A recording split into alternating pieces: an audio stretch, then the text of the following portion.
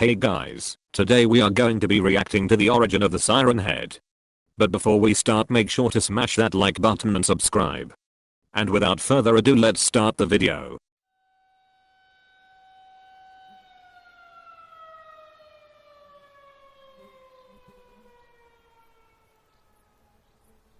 Of course it would decide to come back today, of all days. Any foggy day is fair game, but today, if it was smart enough to keep track of time, I'd say it was mocking me.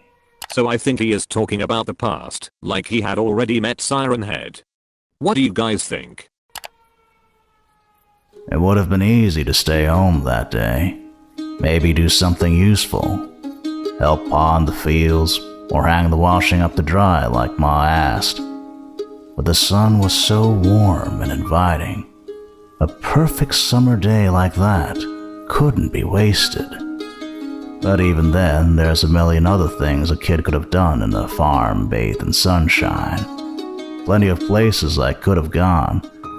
Of course, they told us to stay out of the woods, but I always sneaked out, and they never stopped me. I thought Ma was paranoid.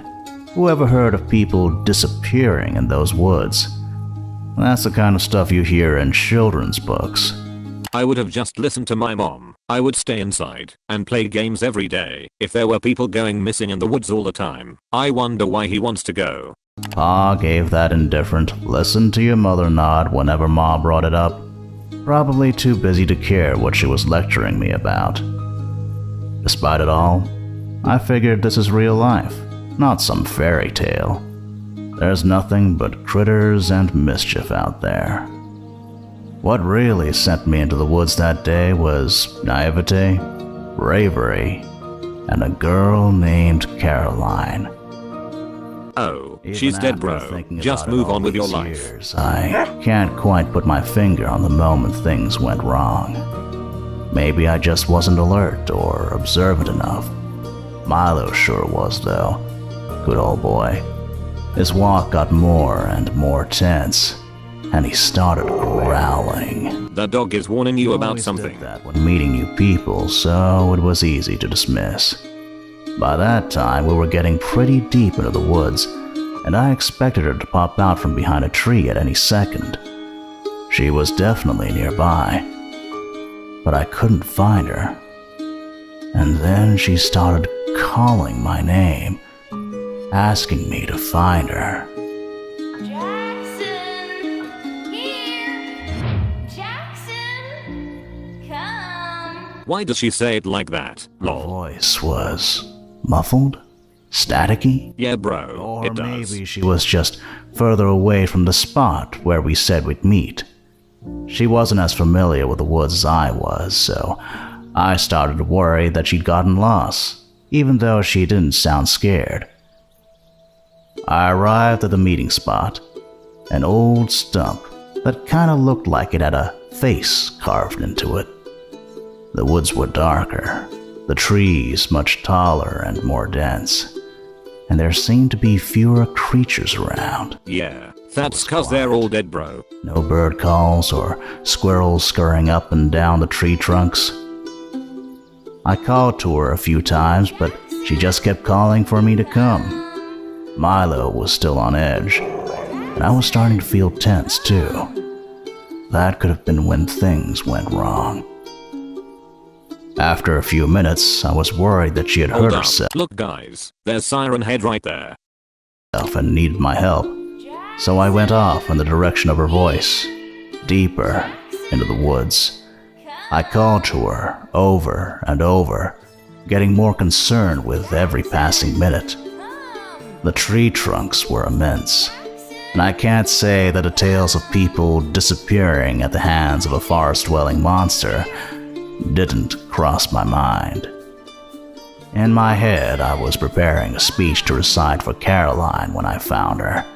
Something about sending me on a wild goose chase through the woods and making me worry about her. She sounded like she was nearby, but something about her voice was freaking me out. You just found that I thought about out. turning back and calling it quits, but I felt like I was getting close. Then Milo started barking the loudest I'd ever heard him and darted back and forth around me. I panicked and backed up too quickly, tripping over a root and falling. A sharp pain shot up my leg. From the forest floor, I looked up at the canopy, and my jaw dropped.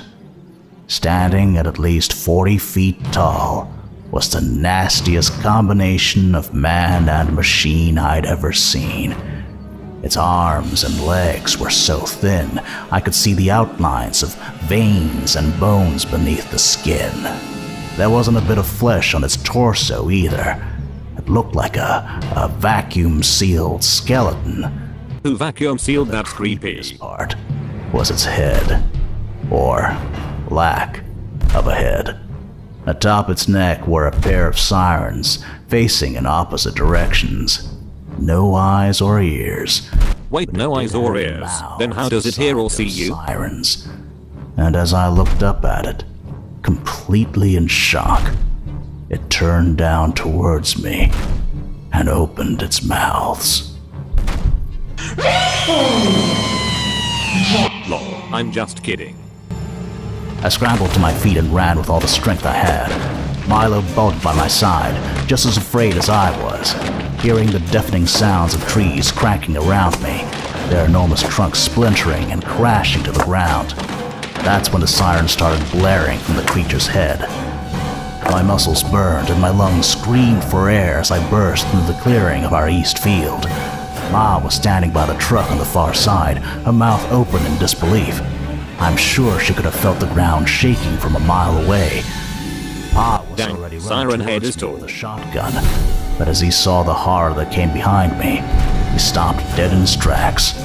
Eyes wide, he pointed to the entrance to the tornado shelter built under the house. I didn't think that was going to be enough to keep us safe from this behemoth, but my body was giving out. The pain in my leg from falling in the woods was growing with every stride. I put everything I had into that last stretch of my sprint to the shelter. Milo managed to keep pace, and Pa ran ahead to unbolt the door. Ma broke out of a trance and scrambled towards the shelter too. The sirens blared on, though ironically there was no tornado. The door flew open and Pa dove inside.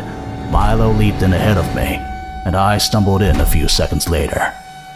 It took a few beats for me to realize Ma hadn't come stumbling through the door behind me. Oh shit, she better hurry. She was running as quickly as she could manage, wild eyes staring right into mine, screaming the whole way. But the thing was faster than her. Its final step toward her shook the ground so intensely, I thought the house was going to come down on top of us. She was knocked off her feet, and its massive hand came down on top of her. I looked away, but Pa was transfixed. I'd never seen such helplessness and pain on his face. Ma cried out my name as it lifted her up, then turned to walk back towards the woods. We couldn't do anything but watch. Jackson, come. Dang, I feel bad.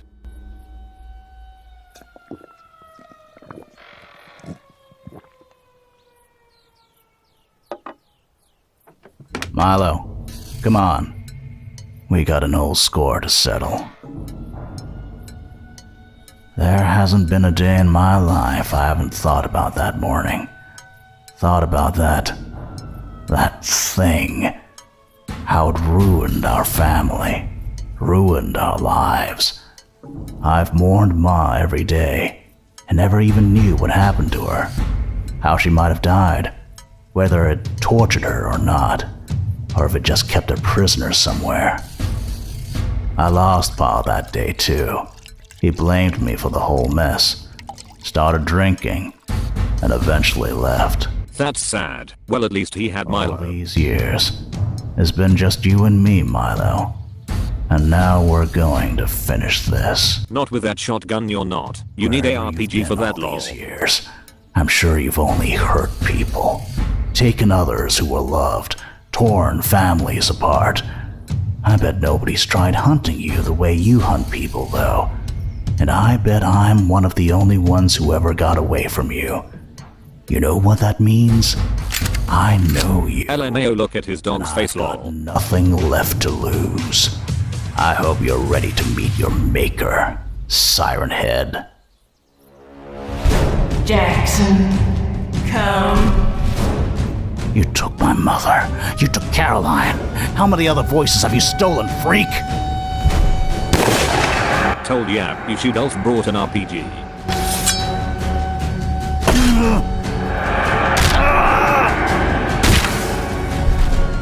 Lol, he just said get ready to meet your maker. I guess not, lol.